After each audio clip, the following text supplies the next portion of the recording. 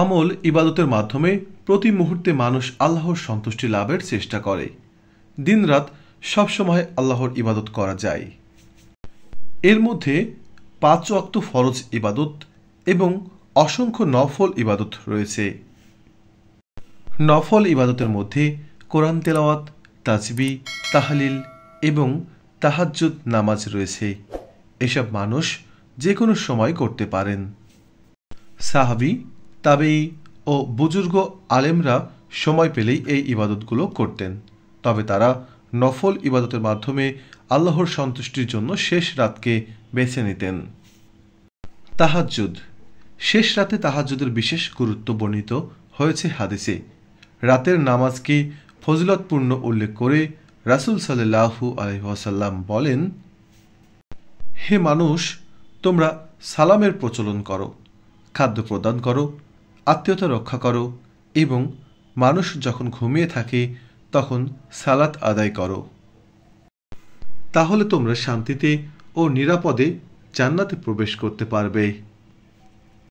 আরেকটি হাদিসে হযরত আবু উমামা বাহিলি রাদিয়াল্লাহু তাআলা বলেন, রাসূলুল্লাহ সাল্লাল্লাহু আলাইহি ওয়াসাল্লাম বলেন, তোমরা অবশ্যই কিয়ামুল লাইল পালন করবে, কারণ তা তোমাদের পূর্ববর্তী নেককার মানুষদের অভ্যাস, তোমাদের জন্য তোমাদের প্রতিপালকের নৈকট্য, পাপের ক্ষমা, পাপ থেকে আত্মরক্ষার পথ এবং দেহ থেকে রোগ ব্যাধির বিতাড়ন। কোরআন তেলাওয়াত। কোরআন তেলাওয়াত একটি স্বতন্ত্র নফল ইবাদত। পবিত্র অবস্থায় যে কোনো সময় তা করা যায়। এর জন্য নির্দিষ্ট কোনো সময় সীমা বেঁধে দেওয়া নেই। শেষ রাতের এই সময়টি বরকতময়। পূর্ববর্তী আলেম ও নেককারদের থেকে এ সময় তেলাওয়াতের কথাও জানা যায়। তাই এ সময় তেলাওয়াত করা যেতে পারে, তবে একে আবশ্যক মনে করা যাবে না। ক্ষমা প্রার্থনা ও দোয়া। শেষ রাতে আল্লাহর কাছে দোয়া করা ও তাওবা করা যেতে পারে। এটি একটি গুরুত্বপূর্ণ আমল।